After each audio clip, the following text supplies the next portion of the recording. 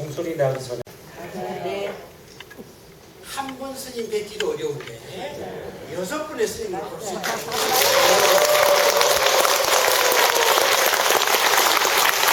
자, 그렇다고 따도가면서 아이고 복되기 무슨 복이 이리 많아 불자가 됐나 아이고 복되기 무슨 복이 이리 많아 선불장 영상 콘서트에 오게 됐나 오늘의 이 복으로 내 삶의 주인공이 돼야지 스트레스를 벗어나 행복으로 가야지 아이 복되기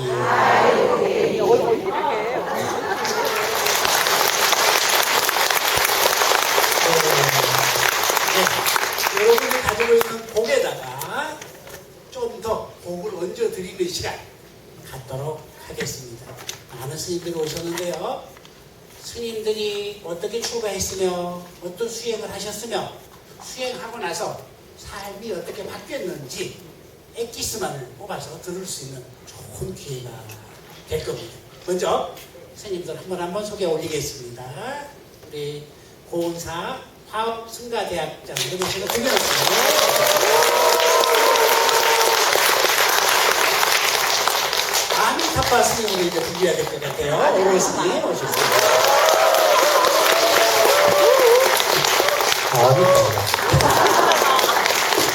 안성 참선마을 원장이신 금강스님 오셨습니다. 풍일있고 찬란한 봉암사 세계명산마을 원장 각산스님 오셨습니다. 동국대학교가 잘 돼야 한국불교가 발전한다. 경주 동국대학교 정각원장이신 철우스님 오셨습니다.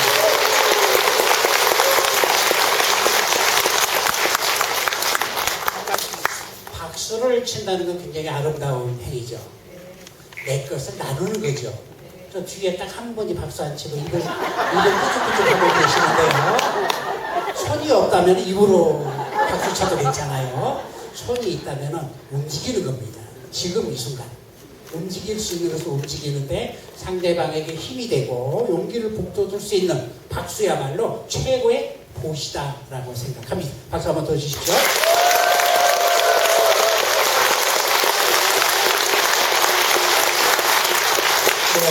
사실 저희들도 긴장을 많이 했습니다.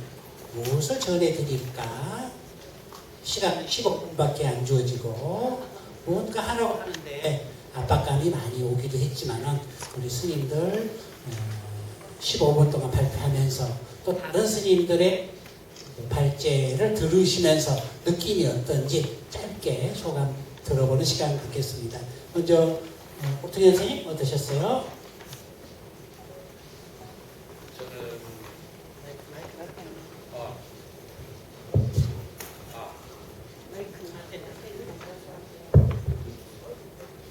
저는 우리 발제하신 스님들 현장에서 처음 본 분도 많이 계신데 제가 들으면서 신심이 나는데 여러분들은 얼마나 더 신심이 더 날까? 박수 한번 쳐주세요.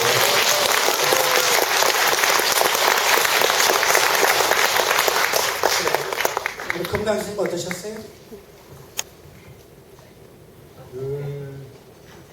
한국 불교를 대표하는 스님들 함께 나와서 같이 함께 이야기하는 게 너무 좋았고요. 그리고 또 늘 응원하고 지지해준 우리 신도님들 오신 분들 너무 감사합니다.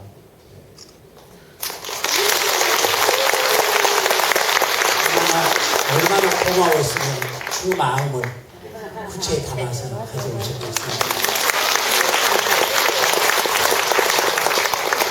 여러분들이 고맙습니다. 저희들이 스님들이 바로 서야만이 한국 불교가 바로 선다라고 하는 캐치프레이즈 앞에서 모이기 시작했는데 벌써 2년이 돼가지고 이렇게 잘 하고 있습니다. 많은 분들 후원해 주셔서 고맙고요. 앞으로 또 후원해 주실 분들도 많이 계실 것 같습니다. 그분들에게 박수 한번 주세요.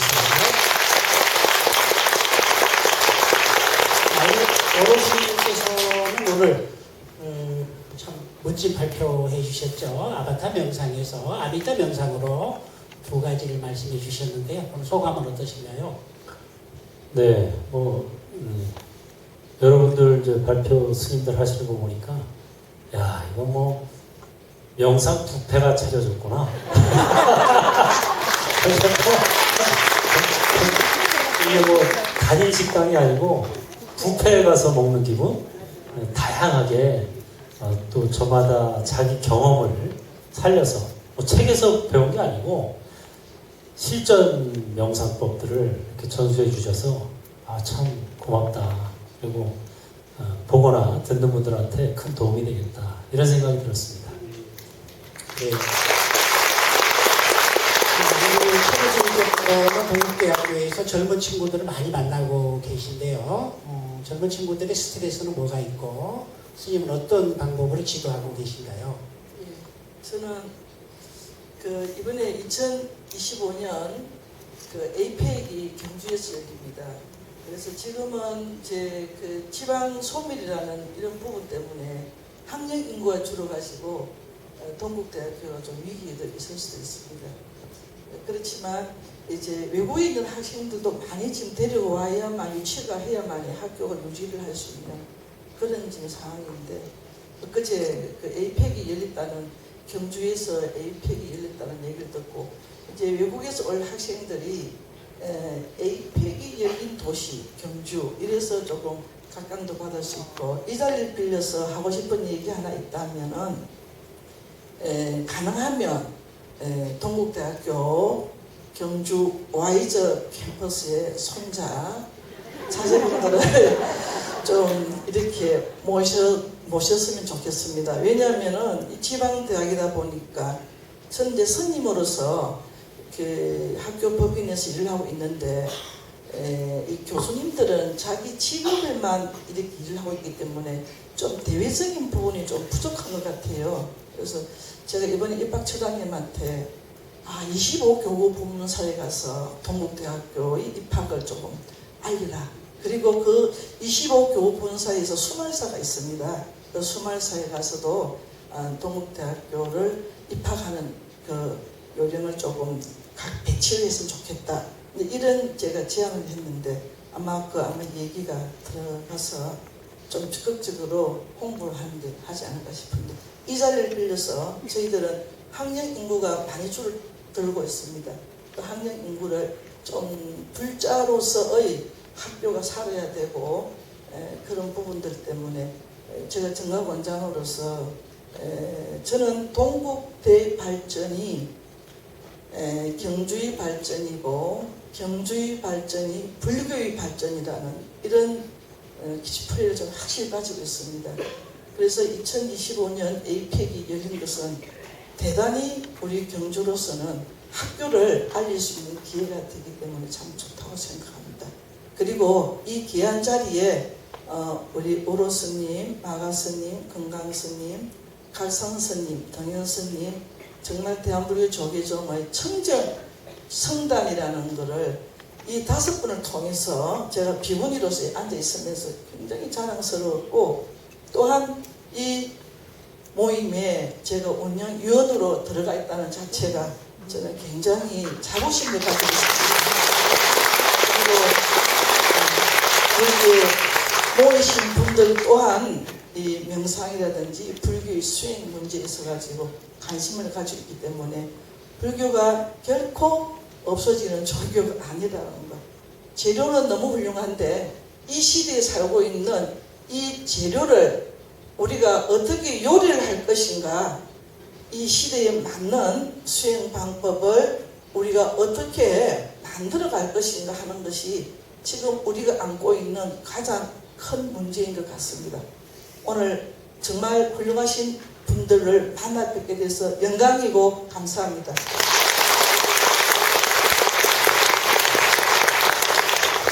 앞에 계신 분은 종을 준비해 주세요.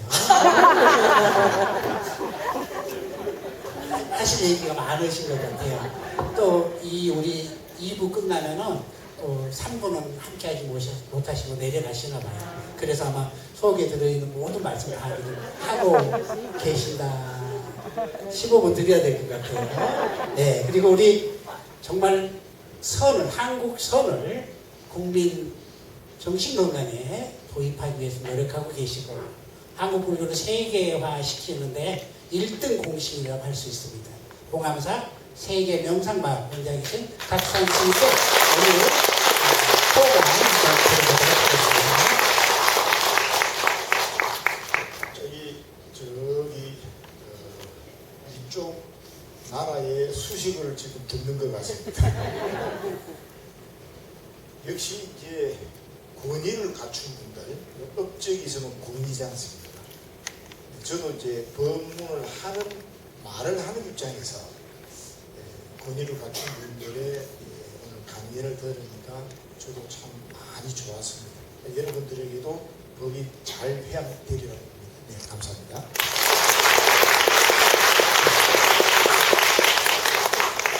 금강스님, 오늘 사실 저희들이 자유복장을 하고 편하게 하려고 했거든요. 그런데 가사 장사는 꼭 입어야 된대요. 왜 그렇게 말씀하셨어요? 가사는 부처님 때부터 지금까지 내려온 바로 승가리경의 스님들의 가장 중요한 옷이죠. 승복은 그냥 이제 그 나라에마다 좀 다르긴 하지만 이 가사는 부처님의 가사를 그대로 우리가 읽는다 그런 의미가 있습니다. 그래서 큰 법석에는 반드시 가사를 수하고 해야 맞죠. 네.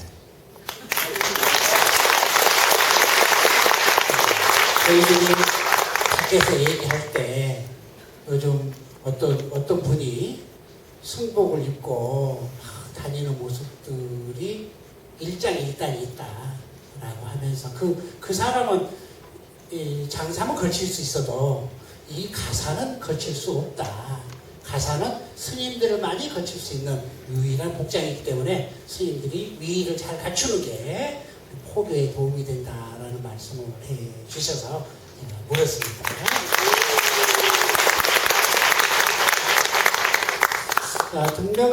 우리 등현 스님께는 이런 질문을 드리고 싶어요. 요즘 젊은 세대부터 노년기 분들까지 우울증이나 불안증으로 고생하는 분들이 정말 많지 않습니까? 네. 본인의 고통도 굉장히 크고 곁에서 바라보는 분들, 가족들의 고통도 굉장히 큰데요. 이 문제를 어떻게 대처하면 좋을까요? 저는 그 우울증이나 불면증 이런 것들이 기본적으로 생각에 빠져 있고 생각에 중독이 되어 있고 그 생각을 멈출 수 없어서 생긴 것이라고 보거든요. 그래서 부처님께서 가르쳐 주신 알아차림, 지금 현재의 나의 알아차림으로 돌아오는 것, 가장 이제 간편한 것은 호흡에 대한 알아차림이겠죠. 숨을 들이쉬고 내쉬는 것을 알아차리고, 그리고 또 걸을 때 발바닥의 느낌을 알아차리고, 이게 순간순간 현재의 알아차림으로써 과거에 빠져 있고 과거에 중독되어 있는 자기로부터 벗어나서, 이게 이론적으로는 굉장히 간단하고 그리고 별 영험 없어 보일지 몰라도 여러분들이 실천을 한 30분만 하시면은 바로 스스로 경험할 수 있을 거라고 저는 그렇게 봅니다. 네, 이상입니다. 네. 제가 작년 봄에 하버드에 가서 명상 지도를 하고 렌트카를 빌려서 고속도로를 갔습니다. 처음이다 보니까 출입구를 보지만은 차가 거리 가지 못하고 계속 앞으로만 직진하면서 한 8시간을 직진만 했어요. 빠져야 되는데 하면서 차를 돌리지 못하고 정말 답답하고 힘들어가지고 차 기름이 다 떨어질 때까지 잤던 경험이 있습니다. 그래서 한국에 와서 눈을 감았더니만 엑시트가 보이는 거예요. 출입구만 보이는 거예요. 이게 화두가 돼가지고 그렇지. 스트레스를 받으면은 속도 다 답답해지고 부글부글 끓고 있는데 이걸 어딘가 빼주는 역할을 해야 되겠구나. 이게 없으면은 폭발을 하는구나. 나도 힘들고 상대방도 힘들게 하는구나 싶어가지고 엑시트 명상을 지금 만들고 있습니다. 조만간에 이제 좋은 결과가 나올 것 같아요. 자, 그러면 두 번째 질문은 우리 스님들께서도 삶에서 이 답답하고 힘들었을 때가 있었겠죠. 그러지 않으면 사람이 아니겠죠. 그러면은 나는 왜 출가를 했는지 출가해서 어떤 경험들을 했으며 지금 스트레스로부터 벗어나서 얼만큼 자유롭게 삶을 살고 있는지에 대한 질문 나눠보겠습니다. 이것은 각본에도 없는 질문인데요.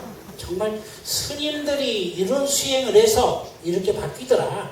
비포 애프터가 확실해야만이 여러분이 믿고 따라올 거 아니에요? 말만 해가지고는 아무 의미가 없겠죠. 그렇죠? 우리 중에 말빨이 가장 센 오로스님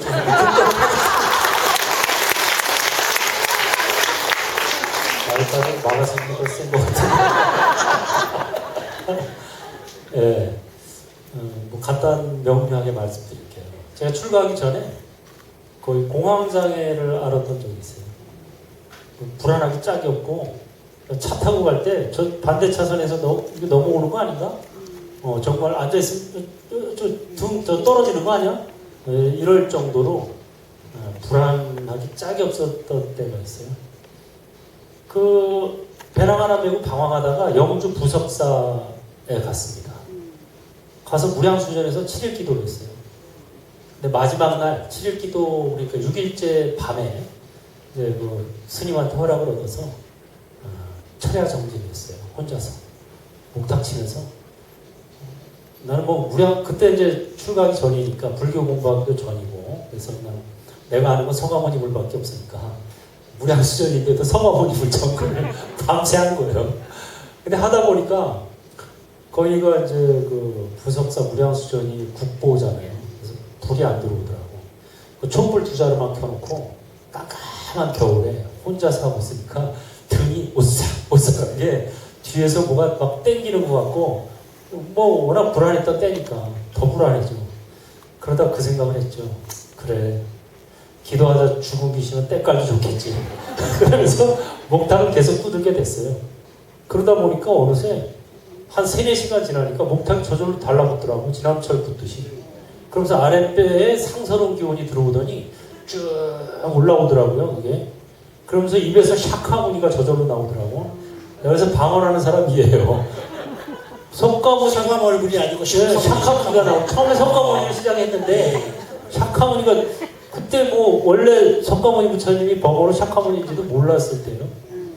그러면서 이제 기운이 쫙 올라오면서 마음이 상당히 든든하고 편안해졌어요. 그래가지고 야 이게 진짜 부처님 가필이 높구나. 아미타 부처님 무량수전에 무량수불 아미타 부처님 계신데 가필을 입고 그러고 얼마 있다 출가했죠. 그래가지고 그 쌍계사 지리산 쌍계사 강원을 졸업하고 졸업하자마자 곧바로 이제 국사암의 감원으로 올라오게 됐어요. 가자마자 백중이 며칠 안 남아가지고 백중 기도를 했습니다.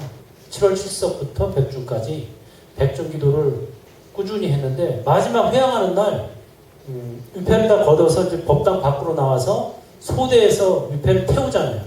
그러면서 봉송 진원이랑 봉송계를 외우는데 갑자기 소대 뒤에 그 지리산 허공에 일불 4대 보살님이 출연했어요. 대낮에 꿈이 아니고 내가 이렇게 얘기하면 꿈에서요 이러는데 꿈이 아니고 대낮에 그 회양하는 날 봉송 의식을 진행하는데 아미타 부처님이 가운데 서 계시고 관음세지 양대보살, 운수보현보살 이렇게 해서 일불 4대 보살님이 서 계시더라고요. 굉장히 크게 그 지리산 허공에 쫙 출연했는데 나도 깜짝 놀랐어요. 뭐지 이게? 그런데 이제 나중에 끝나고 나서 이제 부산에서 온 불자님이 한번 정식 공양하고 오셔가지고 나랑 똑같은 장소에서 똑같이 친견을 했더라고. 그래서 내가 내가 헛걸 본 건 아니구나 하고 이제 확신을 갖게 됐죠. 그런 식으로 이제 불보살님의 가피를 많이 받았음에도 불구하고 저는 이제 출가하기 전부터 전공이 선이었고 또 선으로 선학과 석사, 박사까지 받고 그리고 또 출가를 했거든요. 그래서 약견 이제 범소유상 계시엄망만 알았던 거예요. 모든 존재는 다 허망하다. 약견 재상비상 즉견열애 그것만 알았던 거예요. 그게 반쪽입니다. 범소유상 계시진실, 약견 재상 실상 즉견열애가 있어요. 이게 바로 정토인 거예요.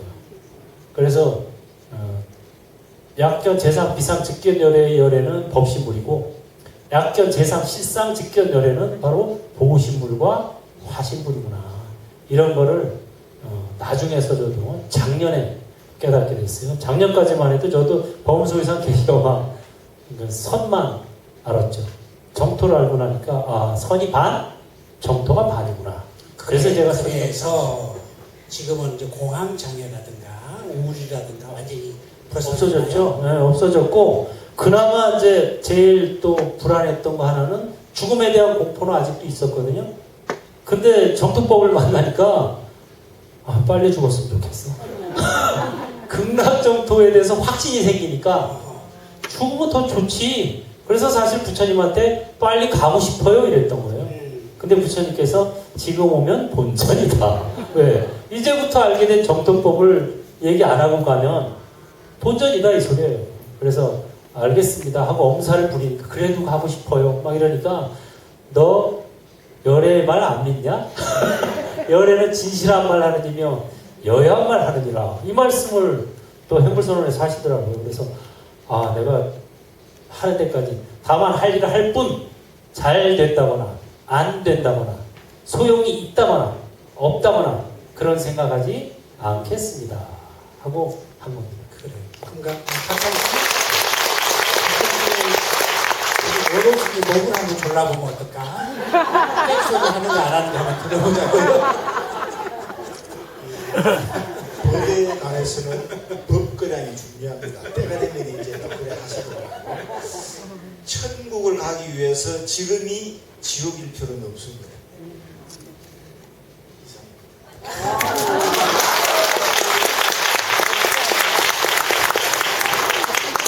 네, 저도 작년까지만 해도 저런 소리 했어요.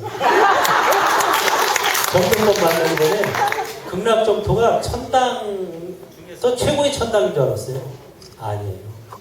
그게 바로 착각입니다. 사람들이 가진 오해예요. 사바세계는 이분법으로 만들어진 윤회게임 가상현실이고 극락정토는 아예 차원이 공진법으로 만들어진 해탈게임 가상현실. 물론 거기도 가상현실이에요. 여기도 가상현실이고 아미타불도 아바타고 우리도 아바타예요. 이게 바로 그래서 아바타가 아미타와 영할 뿐 이겁니다. 그래서 저도 작년까지만 해도 극락세계가 뭐 천당 중에 제일 좋은 천당 이렇게 알고 있었는데 그게 바로 우리가 잘못 알고 오해하고 착각하고 있는 거예요. 네, 그렇습니다. 착각에서 벗어나기 위해서 우리는 수행을 하고 있죠. 정말 밖에서 긴다 난다 하면서 열심히 살던 스님이 깡패처럼 열심히 살던 스님이 승가에 들어와서 머리 깎고 마음도 깎아가면서 선 지도사로서 활동하고 계시는 각산 스님 모시고 비포 애프터를 한번 들어보도록 하겠습니다.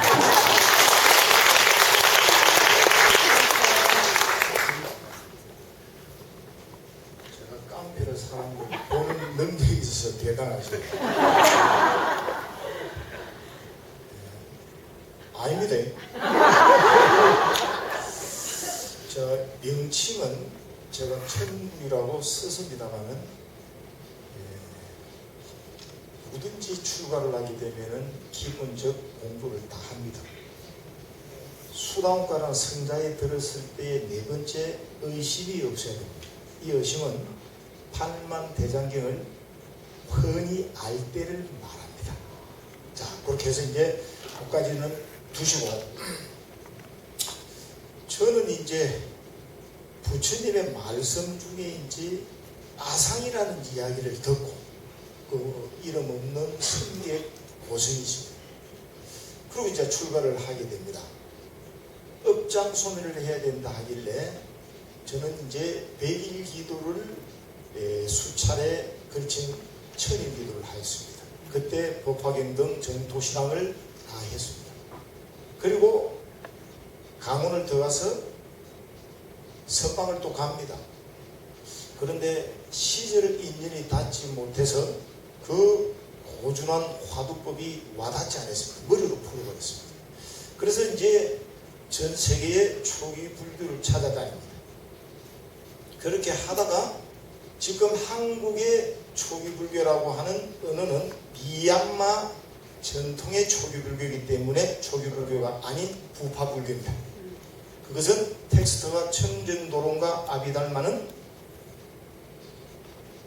고대 경전인 초기 경전의 오류입니다. 그거는 머리에 거의 외우다시피 10년을 어느 한 서석에 배웠습니다. 성가법은 미얀마에 응용해야 됩니다. 그러다가 태국의 수자들인 고성을 만나 뵙게 됩니다. 단 10일 만에 불교를 제 나름대로 알게 됐습니다. 예. 그러면서 이제 다시 선방에 와가지고 화두를 이제 믿음이 왔습니다. 믿음은 곧 의정입니다. 화두는 하는 것이 아니고 되는 것입니다. 그 명상도 되는 것으로 가야 됩니다. 그러면은 그 모든 것에서 극락세계를 이 자리에서 얻을 수가 있습니다.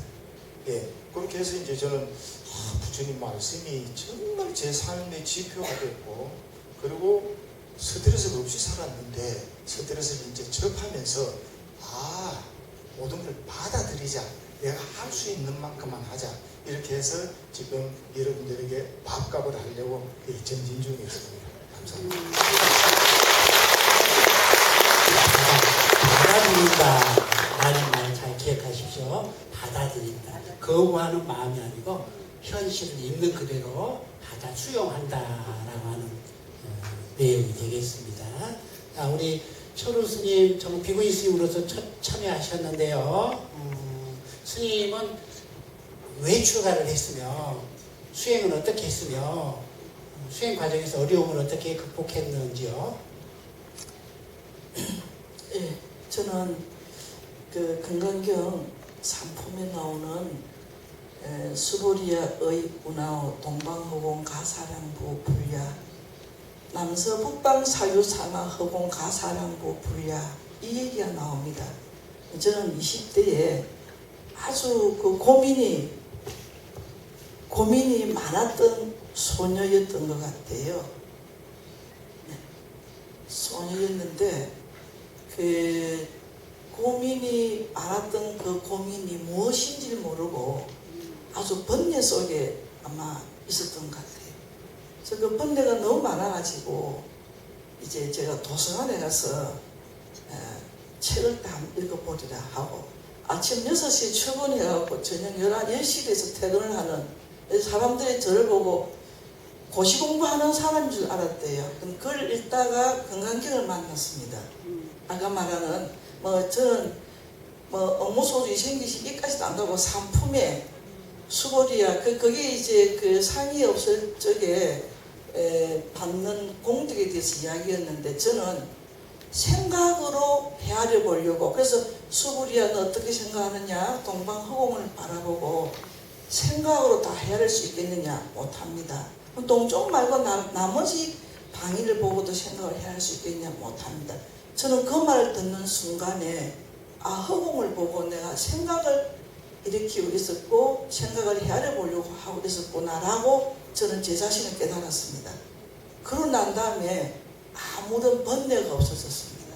그리고 출가를 일주일 동안에, 제가 떠나고 난 다음에 우리 부모님이 가서 아파하지 않게끔 제 짐을 일주일 동안 정리하는데 일주일 걸리더군요. 사진도 태우고 제 흔적을 지우는데. 그래서 이제 그거를 다 준비를 하고, 이제 지금 생각하니까 그 마산의 포교당에 있는 정각사에 가서 출가를 하면 어떻게 해야 됩니까 하니까 속옷 한 벌만 가지고 가면 된다고 합니다. 그래서 그걸 챙겨가지고 이제 출가를 하게 되었습니다. 되고 난 다음에 출가하고 난 다음에 부처님 말씀 외에는 아무것도 해본 적이 없습니다. 꽃꽂이도 안 해봤고 수혜도 안 해봤고 오로지 부처님이 뭐라고 말씀을 하셨는가 이게 집중을 했습니다. 그래서 제 마음에 이제 번뇌는 없었는데 그 중에서 이제 화두를 챙기는 것이 저희들이 관례니까 우리 당시만 하더라도 그래서 큰 스님에게 가서 화두를 받았습니다. 받았는데 그 화두가 이제 그 정전백수자입니다. 근데 정전백수자를 하는데 어느 날 이제 두 가지를 했죠. 한 번은 이제 정근을 하면서 정전백수자를 했습니다. 정전백수자를 정근하면서 관세음보살, 관세음보살 하면서 정전백수자 두 개가 쌍으로 돌아갑니다. 그래서 그걸 하고 있었는데 어느 날 제 기도하는 그 앞에 큰 소나무가 쾅 하고 앞에 나서는 거예요. 그래서 생각하기를 내가 너무 상이 많았구나. 그래서 들었던 화두가 부모 미신길에 나는 누구인가입니다. 그 화두가 그냥 툭 튀어나왔습니다. 부모 미신길에 나는 누구인가. 이건 아무리 분별심을 일으켜봐도 부모 미신길에 나는 누구인지 알 수가 없었는데 제가 엄마 배태 속에서 웅크리고 있는 내 모습을 느꼈습니다. 본 게 아니고. 그래서 저는 그 20대 미혼모에게 하고 싶은 얘기가 하나 있다면 이 태교가 너무 중요하다라는 것. 10개월 동안에 도마할 수 없는 아주 작은 공간에서 엄마의 생각하는 부분, 엄마가 욕하는 거, 엄마가 불만 터뜨리는 거, 이것을 10개월 동안 하나도 놓치지 않고 그거를 다 팔았다라는 거죠. 그래서 젊은 20대 분에게 얘기하고 싶다면 절대로 태교는 부처님 명호를 열심히 불려야 된다. 그렇게 되면은 아이들이 태어나도 업장도 소멸하고 절대 부모 애를 안 먹여요. 울지도 않아요. 너무나도 밥만 주면은 무럭무럭 웃으면서 잘 혼자서 놉니다. 엄마 밥만 주고 기저귀만 잘 갈아주게 되면. 그래서 저는 그걸 갖다가 신도님에게 경험을 했습니다. 그렇게 시켰더니만 지금도 결혼하는 사람이 있으면은 저는 그 얘기를 합니다. 오늘 이런 얘기들은 제가 공개된 얘기가 아닌데 하도 중요한 자리가 돼가지고 오늘 여러 가지 얘기를 많이 합니다. 종치지 마세요. 그래서 이 태교가 얼마나 중요한지. 그리고 난 다음에 저는 계속 정진을 했습니다. 요즘에 정진하면서 조금 전에 그 말씀하신 오로스님 아미타바 그 극락세계라는 게 선이라는 거는 우리가 부처하던 성품을 드러내기 위해서 수행하는 부분이 선이고요. 그 다음에 일어나는 세계는 극락입니다. 선은 부처가 되기 위해서 수행하는 방법이 우리 한국 불교에서 가나선이라는 그 법이 가장 수승한 것은 맞습니다.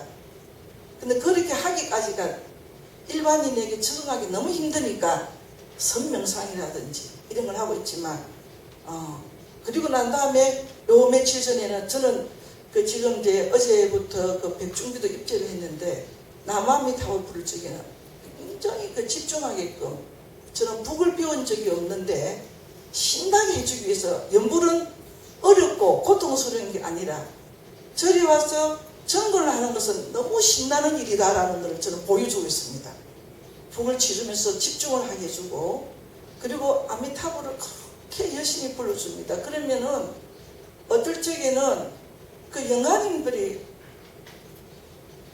왜 그 애단 있죠. 결혼할 적에 왜 그 며느리가 15월쯤에 그 시가집에 물건 주게 되면은 이렇게 막 옷을 풀어보고 그러지 않습니까? 그 옷들을 당신들이 뭘 가져왔는가 이렇게 풀어보이는 제가 본 게 아닙니다. 이거는 기도하는 다른 분들이 보시는 거기 때문에. 그래서 정근하는 거 화두가 너무 힘들다면은 바로 부처님 명언을 통해서 마음을 모으는데 그게 힘이 있는 겁니다. 그것은 이제 아까 역행문하고 그리고 이제 어렵게 출가하는 이제 어려운 난이도하고 역행은 연불의 역행이고 이런 얘기를 했는데 그건 근기 차이입니다. 그 어떤 옷을 입는 게 연불이 맞는지 화두가 맞는지 명상이 맞는지 이 수행하시는 이 분들이 과연 나는 어떤 근기가 가장 잘 집중될 수 있는가를 빨리 알아야 됩니다. 가끔 보살님들이 오셔서 신행 상담할 적에 스님 저는 무엇을 기도를 해야만 좋습니까? 이런 얘기를 물어봅니다. 그럼 무엇을 가장 많이 했습니까? 무엇을 가장 잘합니까? 이걸 물어봅니다.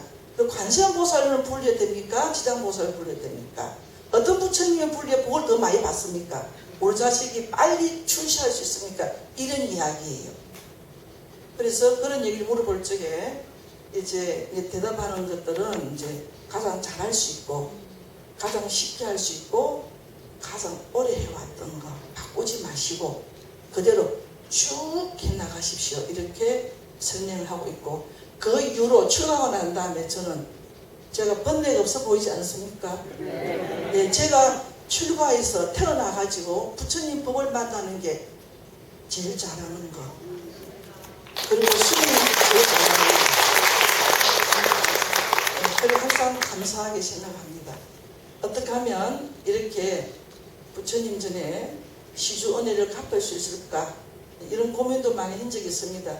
그래서 저는 그 설잠 스님의 선사상에 대해서 박사학위 논문을 썼는데요.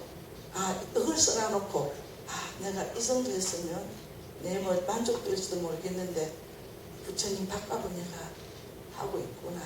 그리고 오늘 이 자리에서 앉은 것도 오늘 초대해 주셔서 감사합니다. 감사합니다.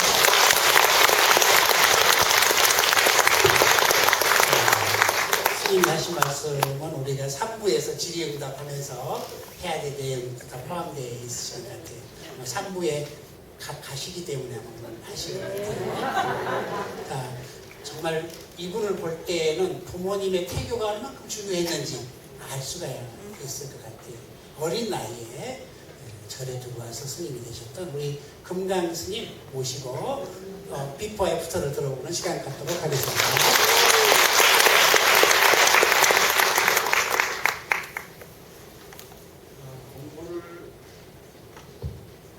공부를 하다 보면 아주 옛날 어렸을 때 것도 생각이 나더라고요. 이제 출가하고 난 뒤에는 몰랐었는데 한참 지나고 난 뒤에 생각이 난 게 내가 4살 때쯤에 집에 있는데 예전엔 탁발하러 다니신 선생님들이 계셨어요. 우리 어머니한테 이 애는 제가 대흥사 밑에 마을에 살았어요. 이 애는 5년 전쯤에 그 열반하신 그 대흥사 큰 스님 같다. 행동이. 근데 이제 그걸 까맣게 잊어먹은 거죠. 근데 그 안에는 저 마음속에는 나는 그건 이제 사실관계는 모르겠지만 그러나 나는 영사 큰 스님이었는가 보다. 이게 그 스님 한마디에 여기 심어진 거예요. 씨앗이. 나는 스님이었는가 보다. 이렇게 생각을 한 거죠. 그래서 스님들도 혹시 다니실 때 얘들 보면 덕담을 한마디씩 아주 중요해요. 저를 보니까 태교뿐이 아니라 그리고 이제 한참 세월이 흘러서 고등학교 1학년이 됐는데 중학교 때까지 굉장히 자존심이 있었어요. 왜 였었냐 그러면 초등학교 3학년 때 또 그 옆집 엄마가 우리 어머니한테 옆집 내 친구 자랑을 하는 거예요. 이번에 우등상을 받았다. 근데 내가 생각하기에 나보다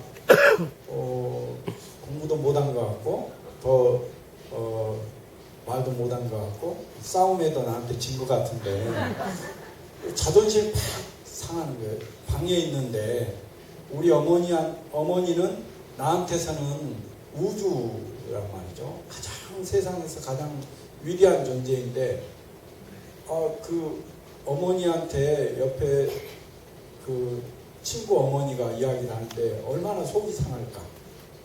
거기에 탁 걸렸어. 내 마음에 탁 걸렸어.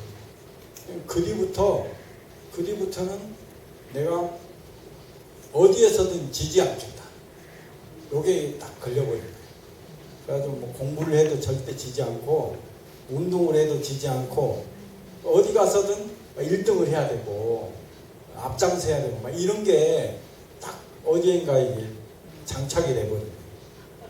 그런데 고등학교를 들어가는데 이제 아버지가 이제 중학교 1학년 때 돌아가시고 이제 집은 형편이 없어지고 근데 정말 친했던 친구들은 다 도시로 고등학교를 가는데 나는 시골 읍내 담하나 사이에 고등학교를 간 거예요.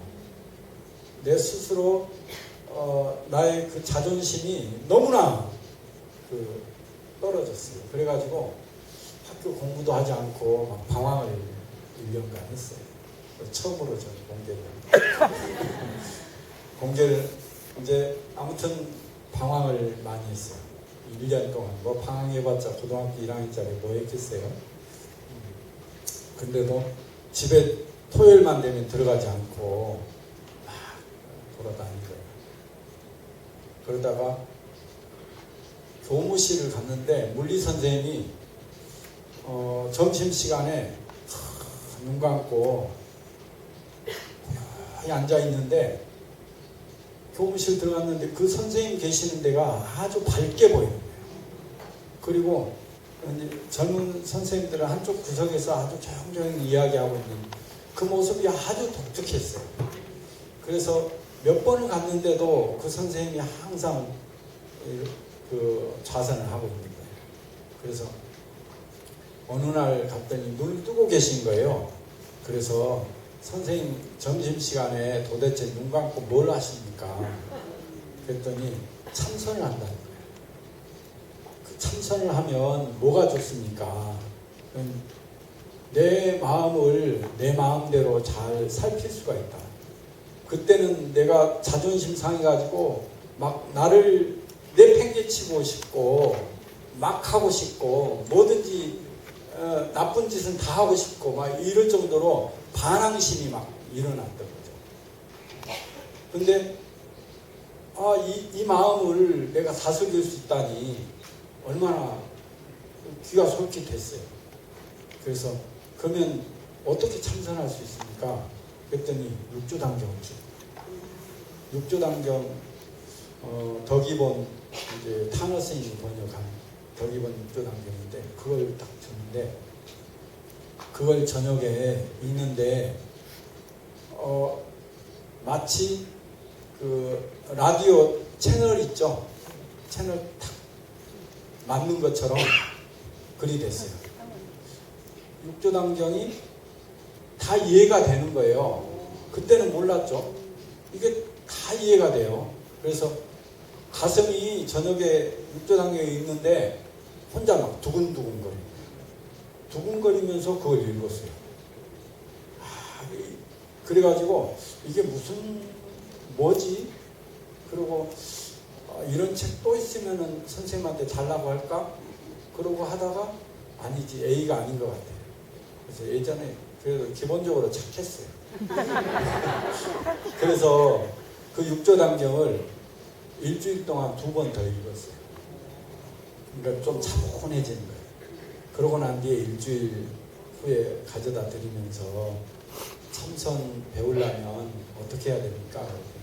스님 한 분을 소개해 주시고 대흥사 암자에 가라고 소개해 줘서 절에서 다니는 학생이 하나 있어요. 친구가.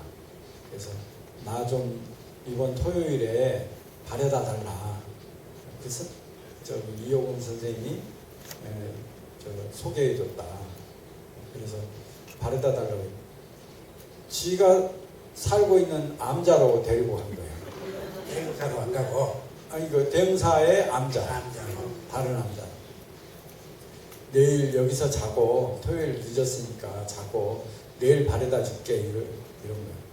근데 그 스님이 너무 멋진 거예요. 붓으로 대나무도 탁 치시고 조각도 하시고 또 뭐 그 나무도 지게에 막 가득 쥐고 너무 멋지게 보였어요. 그 스님 사는 데가 그 암자에. 그리고 방에 책도 가득하고 그래서 이제 거기에 폭 빠졌어요. 그 다음날 그 소개한 스님 찾아갈 생각을 합니다. 그래가지고 이제 거기에서 바로 이제 글이 출가하게 됐죠. 그래서 이제 또 이런 일이 있었어요. 그 스님 방에 고양이 그림이 하나가 탁 있는 거예요. 묵화로 그려졌는데 눈은 한짝 뜨고 한짝은 감고 고양이 그림이 쫙 있고 그의 한문으로 뭐라고 적어졌어요. 그래서 남전 참여 적어졌는데 한 3일쯤 됐을 때 제가 숙기가 없어가지고 스님한테 바로 묻지 않고 한 3일 만에 스님 이 그림 뭐예요? 그랬더니 네가 이 고양이 살려봐라 그런 거예요. 그래서 그러면서 남전 참여 이야기를 하는 거예요. 옛날에 남전 보원선사라고 계셨는데 그 스님 회상에 동쪽에 500명의 스님, 서쪽에 500명의 스님이 살았다. 그런데 고양이 새끼 한 마리가 동쪽으로 와서 동쪽 스님들이 먹이고 재워주고 놀이하고 잘 키웠는데 고양이가 동쪽에서만 삽니까? 서쪽으로도 가죠. 서쪽의 스님들도 야 고양이 너무 신기하다 그러고 고양이 데리고 놀다가 다리가 부러졌어. 그러니 이 고양이는 동쪽으로 못 가잖아요. 며칠이 지나서 동쪽 스님들이 우리 고양이 어디 갔어? 안 보이네? 500명의 스님들이 찾으러 돌아다니네. 서쪽 스님들한테 가서 보니까 다리가 부러졌어. 우리 고양이 왜 다리 부러뜨렸냐고. 왜 이 고양이가 너희들 고양이냐. 우리도 밥 주고 있었는데. 그러니까 시비가 붙은 거죠. 동쪽 서쪽 스님들이 얼마나 시비가 붙었겠어요. 그때 남전 스님은 스승은 어떻겠어요? 시비 끊기 위해서 출가한 이 수행자들이 시비 속에 휘말려 있는 거예요. 시비의 근원은 뭐예요? 고양이. 고양이 목을 각산 스님 목을 탁 잡고 칼을 딱 들이대고 자 일러라. 시비가 끊어진 말 한마디 일러라. 시비 끊기 위해서 공부하러 왔는데 시비 속에 있으면 되겠느냐. 일러라. 아무도 일르지 못해서 고양이 목을 뱉다. 네가 남전 스님한테서 고양이를 살려라. 그 소리가 이제 그 생각으로 내내 살았어요. 그거 하나 딱 박히니까 어떻게 고양이를 살릴 것인가. 남전 스님한테 어떻게 저 고양이를 뺏을 것인가. 시비가 끊어진 그 말 한마디 어떻게 할 것인가. 이게 가슴에 탁 박혀가지고요. 그렇게 혼마음 그렇게 해서 출가의 수행이 시작됐습니다. 그 뒤로 이야기는 많지만 2부는 나중에 하도록 하겠습니다. 5시, 저녁 9시에서 11시까지 30분씩 시간을 나눠서 읽었는데 가장 빨리 와닿는 게 우리말 불교 대장경의 사성제 8정도 12경기예요. 그 말씀을 듣고 당신의 말씀이 내 생각이고 내 생각이 당신의 말씀이다. 이게 마음으로 너무 와 닿더라고요. 그런데 제가 또 무엇을 보았느냐면은 각각 종교인들이 자기가 옳다라고 하면서 다른 종교를 비방하는 것이 저는 굉장히 팔풀이처럼 보이더라고요. 어차피 죽을 건데 무엇 때문에 저렇게 남을 비방하면서 저게 무슨 진리냐라는 생각이 들었어요. 그래서 나도 저 지경이 되지 않으려면은 아주 종교를 대하는 제사가 객관적이 돼야겠다라고 하면서 그러면서 이제 대학교 3학년이 되었을 때 더 이상은 도저히 세속에서 생활을 할 수가 없어서 그때까지 초기불교의 수행을 계속 책을 보면서 했었죠. 출가를 했어요.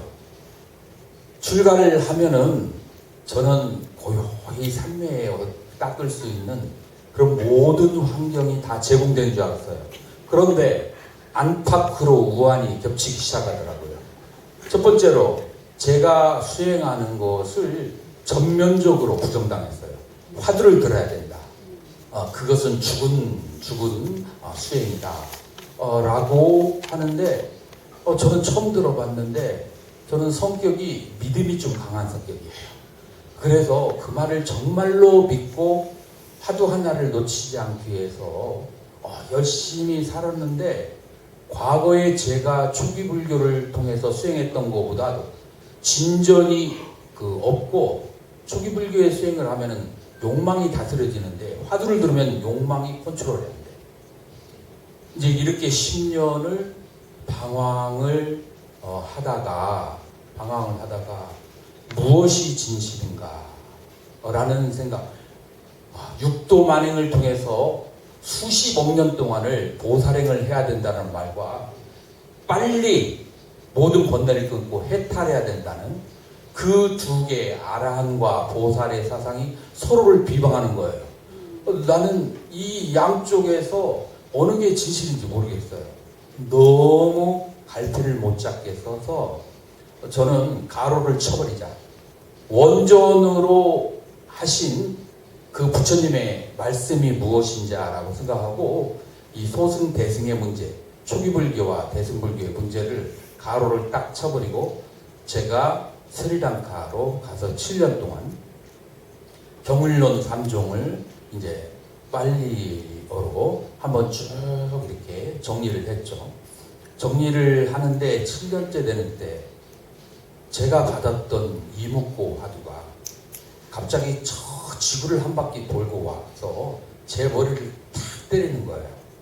이제 거기서 제가 느낀 것은 초기 불교의 정수와 화두의 본질이 둘이 아니겠구나라는 감을 잡았어요. 그런데 논리적인 증거가 없었어요.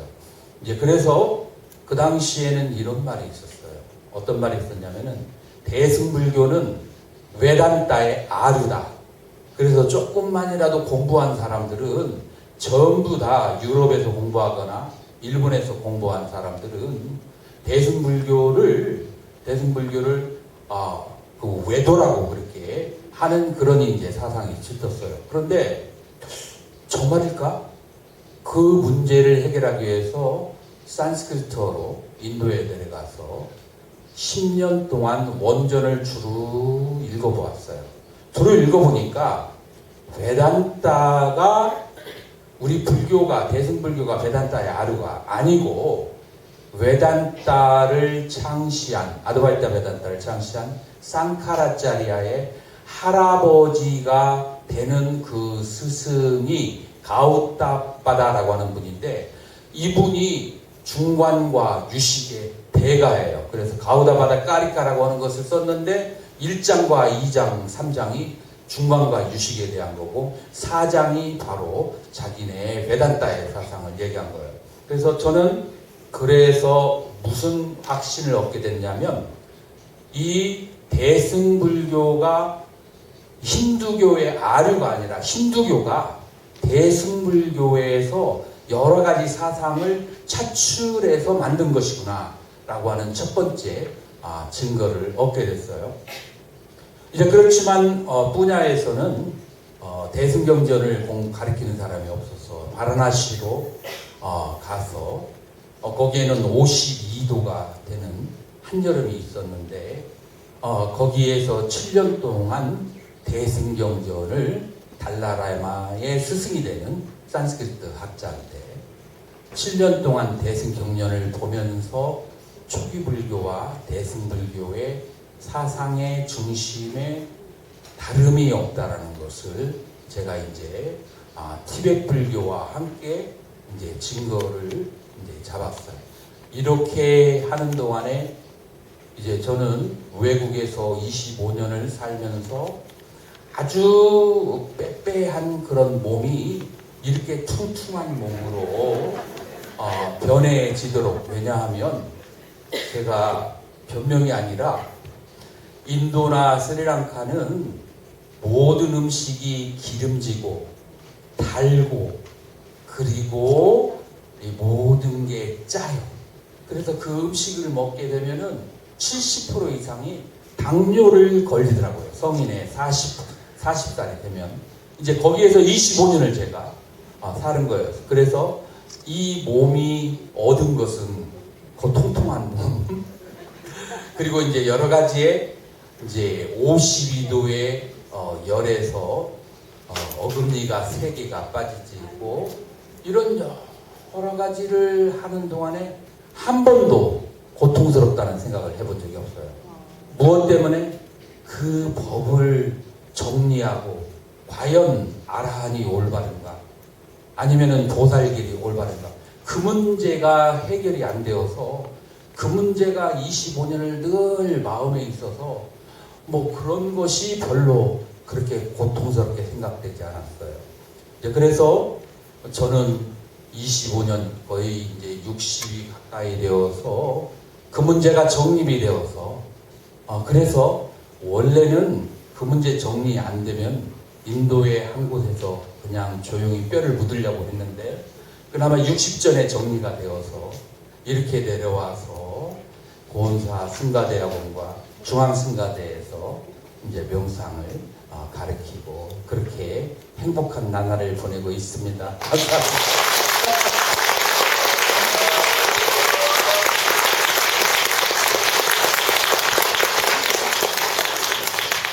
보석은 그냥 만들어지는 게 아니랍니다. 수없는 두드림과 열을 가해야만이 보석이 난다고 하죠. 이 계신 모든 스님들 보석 같은 존재들입니다. 얘기 듣다 보니까 저도 짧게 출가에 대한 얘기, 어떻게 수행했는가에 대한 얘기를 안 하면 또 섭섭할 것 같아서 나누겠습니다. 20살 때 머리를 깎고 절에서 사는데 스님들의 모습을 보니까 이건 깡패 집단 같아요.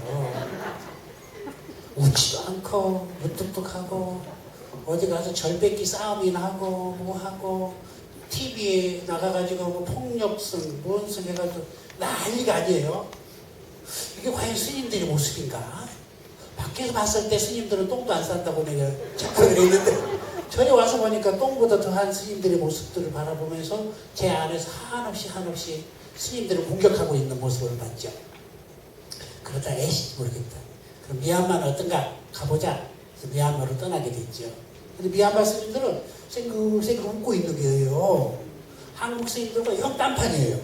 거기 여유롭고 웃고 그냥 막 그렇게 사는 모습을 보고 아하 왜 그러지? 그래서 미얀마에 수행을 하게 됐고 나름대로 공부를 지어갔는데 한국에 와서 여러 스님들을 찾아가면서 공부에 대한 것을 묻고 또 가르침을 받는 시간이 됐는데요.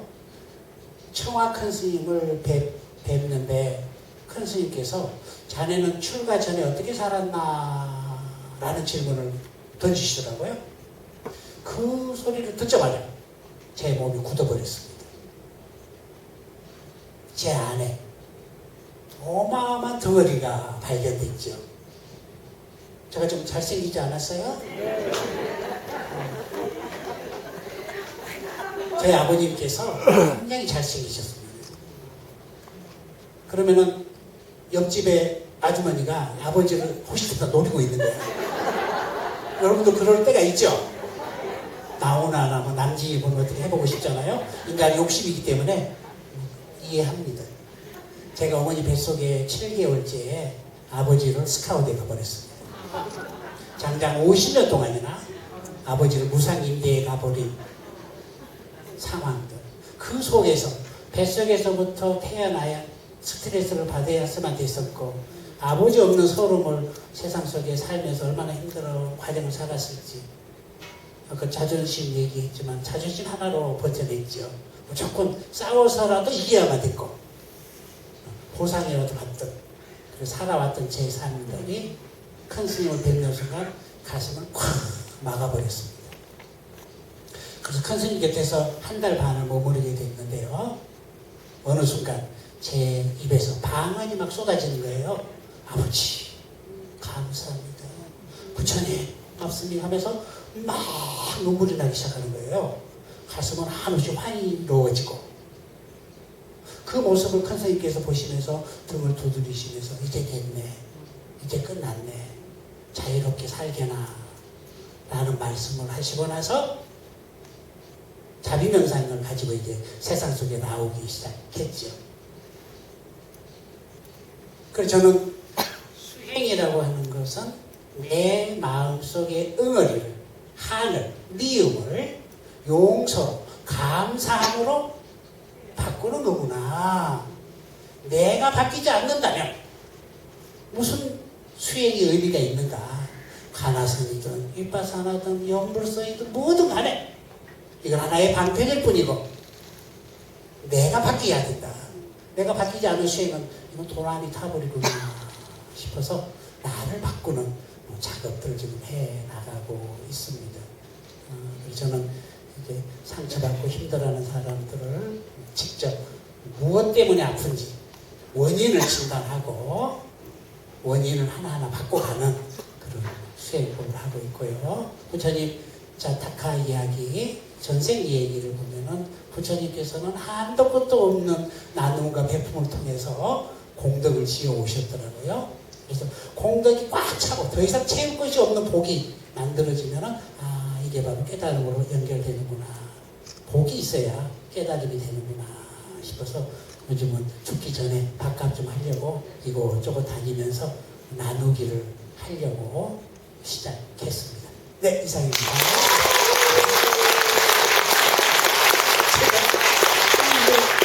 하면 제가 정치하다고 막 했는데 제가 좀 길었던 자, 그래요. 이제 마지막으로 공통 질문 한번 나눠보겠습니다. 이번에는 시간 관계상 1분씩만 하도록 하십시오. 네.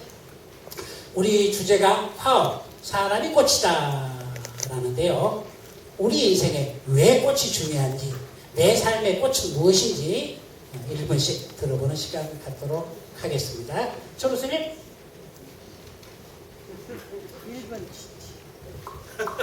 꽃은 열매를 맺기 전에 피어나는 하나의 아름다움을 극치로 나타내는 것이 꽃입니다.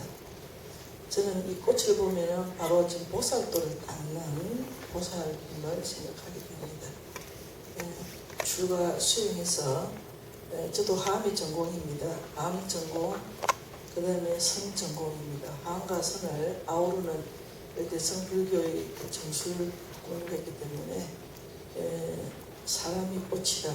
이거는 이제 인본주의 사상이라는 건데, 아마 우리 불교가 가지고 있는 가장 특기의 언어가 바로 이것이고, 또 이 수행을 통해서 보살도를 이룰 수 있는데 그럼 이 바탕이 되는 진료 양념이 무아사상입니다. 무아사상의 바탕을 둔 엑기스가 바로 이런 보살도를 닦는 수행을 하는 가장 이상적인 인간의 모습이 저는 이 꽃이라고 생각합니다. 네, 그렇습니다. 우리 태양산 봉암사에서 꽃을 피우고 계시는 각산스님. 예, 어떤 일이 일어나는 것은 저희들하고 관계가 없습니다. 일어난 일을 어떻게 되돌려 쓰느냐가 우리한테 달렸습니다. 그러시면 항상 여러분들에게 어려운 일을 벗어날 수가 있습니다. 봉암스님께서 꽃의 의미에 대해서 들어볼까요? 꽃밭에 내가 좋아하는 꽃만 심어놓고 다른 꽃은 다 뽑아버리면 어떻게 되겠어요? 꽃밭은 여러 꽃들이 함께 어우러진 게 꽃밭이잖아요. 이 세상은 그래서 그 한 송이 한 송이들이 다 꽃입니다. 사람 한 사람 한 사람, 내가 좋아하는 사람이건 싫어하는 사람이건 어떤 사람이 됐건 다 함께 어울려서 살아야 돼요. 그래서 이 세상은 하나하나로 봤을 때, 내가 봤을 때는 싫어하는 것도 있고 좋아하는 것도 있지만 사실은 그 나라고 하는 걸 떨쳐버리면 다 꽃이에요. 너무나 개개면전 명월백, 한 사람 한 사람마다 밝은 달처럼 환한 빛이 있다. 다 부처님이다. 그래서 이 세상 사람들, 민족, 국가, 또 남녀, 계급, 그런 차별이 없이 모든 사람들이 함께 세상을 살아가는, 그래서 화음이라고 하는 게 꽃으로 장엄한 세계입니다. 이 세상이 각각의 나라고 하는 것만 벗어 던져도 온 세상은 꽃으로 장엄한 것을 볼 수 있고, 또 날마다 꽃밭을 보니 얼마나 행복하겠어요. 그렇게 모든 사람들이 살았으면 좋겠습니다. 김영 스님께서는 꽃의 의미에 대해서 한 말씀해 주실까요? 우리 선가에 세계 일화라는 말이 있습니다. 세계는 하나의 꽃이다.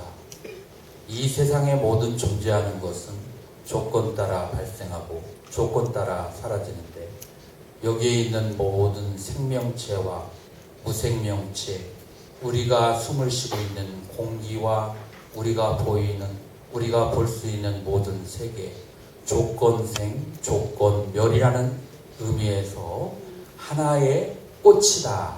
그러나 조건생, 조건멸이기 때문에 그 안에는 텅 비었다 라는 의미에서 세계는 분모가, 공통분모가 공이라는 공통분모에서 각각의 인연 따라 피어난 꽃이라고 말할 수 있겠습니다. 원호스님께서도 말씀해 주십시오. 네. 따라서 한번 해볼까요? 적으시고. 만금요. 반야는 밝음요. 바람이는 충만한다. 마하반야 바람이 나요. 내가 마하반야 바람이다. 나는 본래 크고 밝고 충만하다. 웃자. 무슨 일이 생긴다.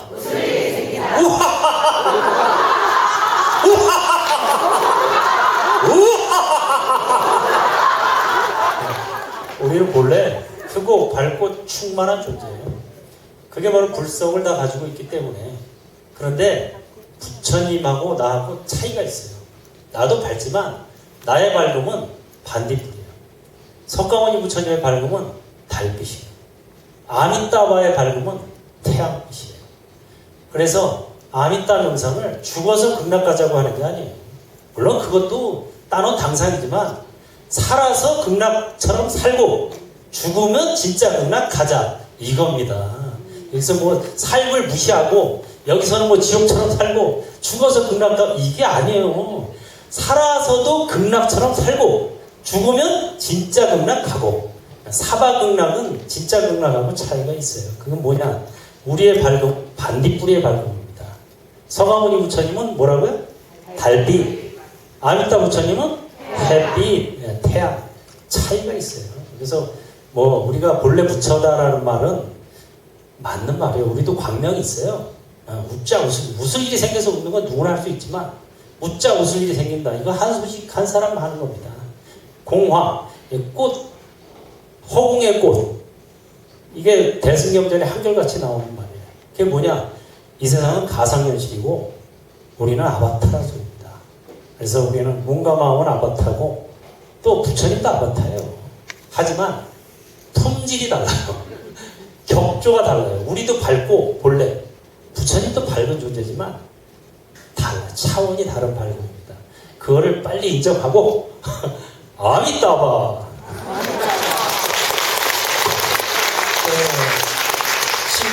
웃으면 됩니다. 내일 웃을 게 아니고 지금 이 순간 웃으면 우리가 바로 꽃으로 피어나겠죠.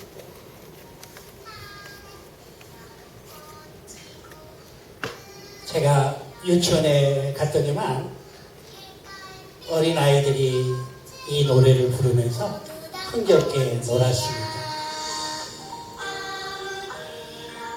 꽃의 의미에 대해서 제대로 표현한 것 같습니다.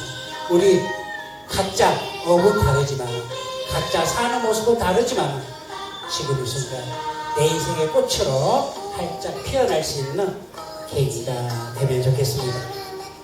이것으로 제2회 선불장 명상 콘서트 파워 사람이 꽃이다 유쾌한 집단 토크쇼 함께 했습니다.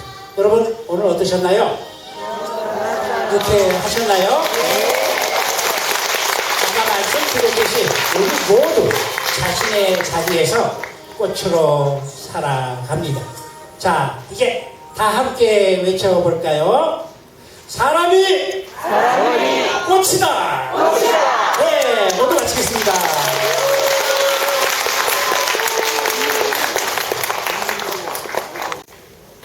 또 한번 외쳐볼까요? 사람이 네. 제 손에 여러분들이 궁금해하시는 명상에 대한 다양한 질문들이 도착해 있습니다.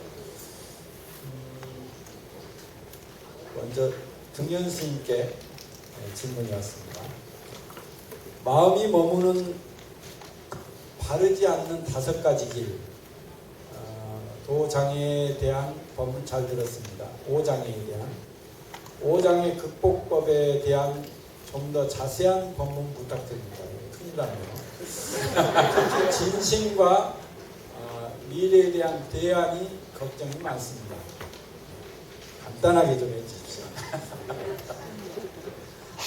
지금 시간상 자세한 설명은 할 수가 없고요.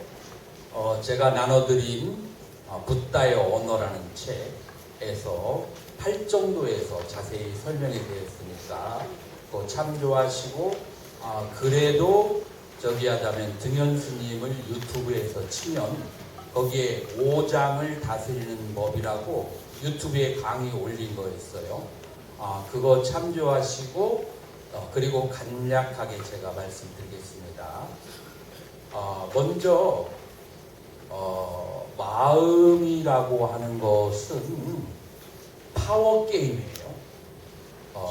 여러분들이 화가 나는 마음도 파워고 탐욕심도 파워고 그 다음에 그것을 물리치려고 하는 마음도 파워예요.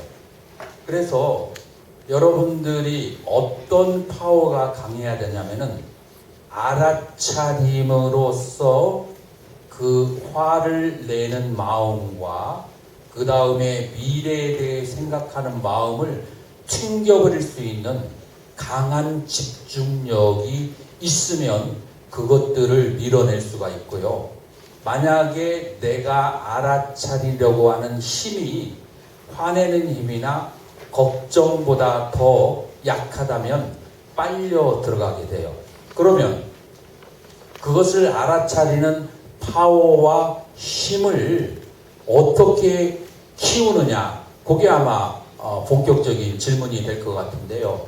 고은사의 2박 3일 걷기 명상 프로그램에 참석하시면 여러분들 체험하실 수가 있습니다. 감사합니다. 네, 궁금하시면 고은사로 템플스테이 가세요. 두 번째 질문입니다. 각산 스님께 질문인데요. 사람이 태어나기 이전부터 무의식은 시작된다고 알고 있습니다. 무의식은 정녕 무엇을 말하는 것이며 우리 실생활에 어떤 작용하며 작용을 한다면 어떻게 대처해야 합니까?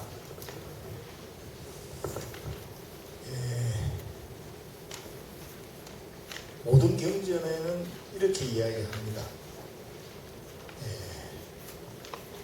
부처나 중생의 마음은 같아. 자, 이것은 교학적으로 이야기하면은 보살도를 닦았을 때 부처가 되고, 여성이든 남성이든 돈수에 한 아란이 됩니다. 자, 그렇다면은 이 무의식은 깨치기 전에는 알지 못합니다. 습관적인 행동이 무의식으로 67%가 지금 모든 사람들이 한다고 합니다. 그래서 결국은 우리는 업으로서 판단하고 업으로 보고 있기 때문에 이것은 삼매수용으로 인하여 지혜 통찰로 가는 가나선과 안반선을 토대로 두면서 신앙의 부분은 다 모든 것은 한 자리로 가는 것이니까 그렇게 수행해 나가신다면 이 무의식을 여러분들은 알 수 있으면서 깨어 있을 수 있을 것 같습니다. 네, 이상입니다. 네, 더 깨어있는 수행을 하시려면 문경에 공암사 세계 명상마을에 왔습니다. 이제 지금 참선재단을 하고 계신 금강스님께서의 지도법, 그리고 또 등현스님의 극기명상법, 또 그 다음에 월호스님의 탁월한 여러 가지의 깊은 이제 아바타와 또 아미타 이런 명상 거리 접하시고, 저는 지금 열심히 불사하고 27년도에 다시 발표하겠습니다.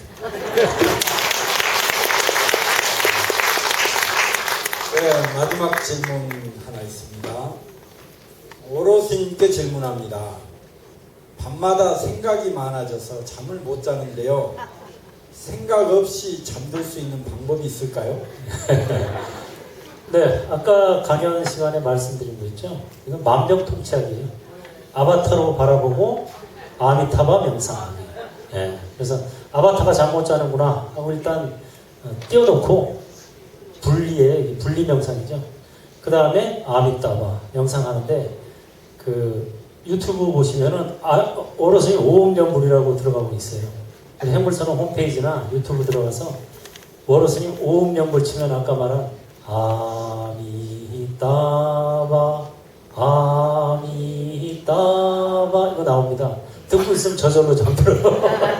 저도 잠 안 올 때 이거 틀어놓고 듣다가 밤새도록 듣다가 잡니다. 그래서 굉장히 제가 지금까지 해온 방법 중에 다양한 방법을 저도 해봤습니다. 출가 이전부터 명상에 관심이 많아서 저는 방법론이 굉장히 궁금했어요. 깨치면 선물한다는데 그러면 어떻게 해야 깨치나?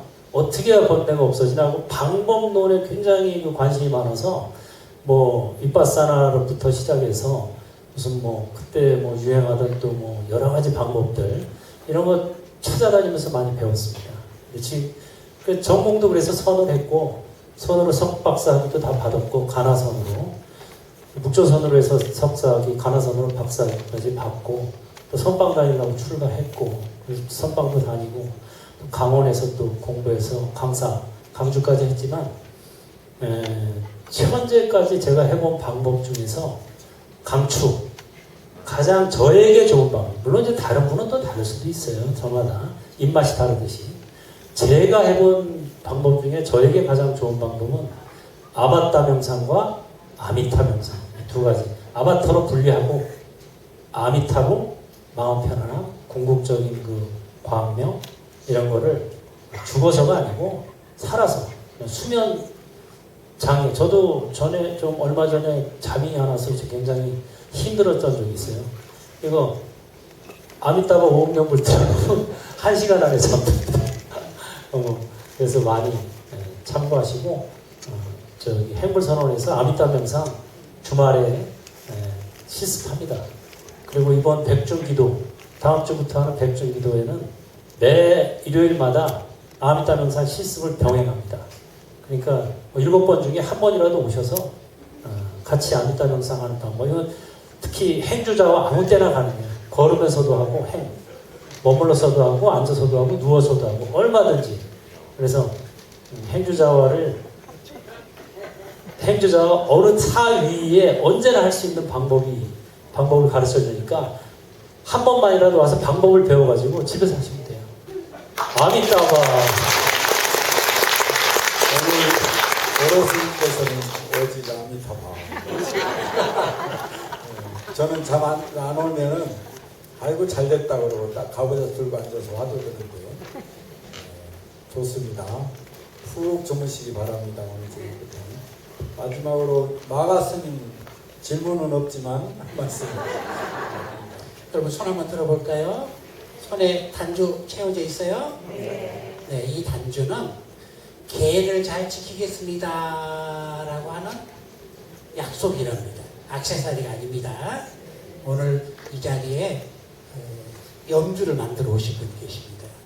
금강행 보살님께서 염주를 정성스럽게 만들어 오셨으니까 가실 때 꼭 스님들이 여러분 염주 채워줄 거예요. 그래서 개에 의지해서 한 발 한 발 가야지 꽃이 핍니다. 개를 무시하면은 개가 됩니다. 행복으로 가는 지름길, 개를 잘 지키는 불자가 되면 좋겠습니다. 저는 동국대학교 평생교육원에서 자비명상 과정을 열고 있고요. 그리고 안성 고람사에서 엑시트 명상 하고 있으니까 언제든지 다녀가시면 되겠습니다. 네, 마지막 광고의 말씀입니다. 저도 광고 한마디 하겠습니다. 선불장 아카데미는 스님들을 위한 정말 이 시대에 깨어있는 스님들을 발굴하고 또 지원하는 그런 마음으로 이 선불장을 열었습니다. 그래서 혹시 스님들 정말 이 시대의 선지식들을 발굴하고 지원하고자 하는 분들이 있으시면 여기 나눠드린 것 중에 후원 카드가 있습니다. 그래서 후원에 가입해 주시면 여러분들도 같이 저희들과 함께 마음으로 거두는 것 아닌가 생각이 들어집니다. 그리고 또 이제 전화도 있으니까 언제든지 전화해 주시면 되겠고요. 그리고 오늘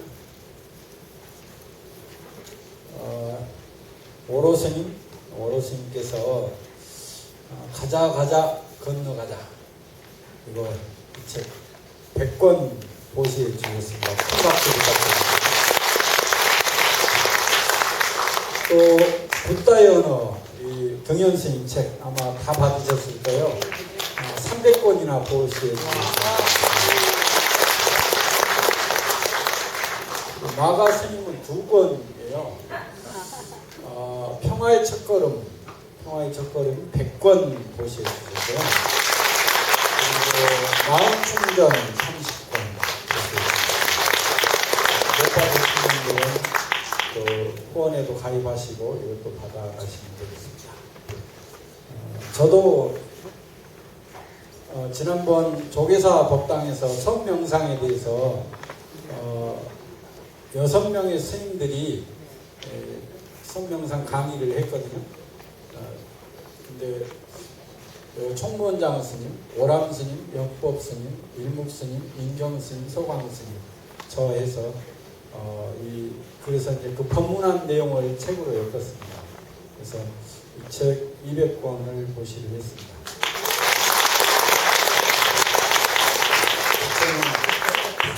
그 책은 제가 매년 한 500개 정도 해서 늘 이렇게 쓰는데 이번에는 화엄 사람의 꽃이다. 이제 벌써 200개 소진했으니까 이제 300개만 쓰면 됩니다.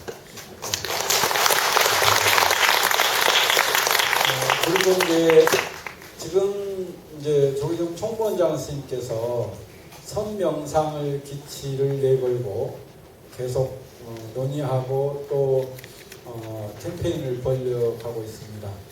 그리고 이제 직접 매주 화요일 날 바로 이 장소에서 선명상 특강을 직접 하고 있습니다. 8번에 걸쳐서 하고 있으니까요. 혹시 관심 있으신 분들은 매주 화요일 날 접수하고 이곳에 들어오시면 되겠습니다. 그리고 이제 마쳐야 되겠습니다. 마지막으로 사홍소원 있겠습니다. 모두 일어서 주십시오. 기다리겠습니다.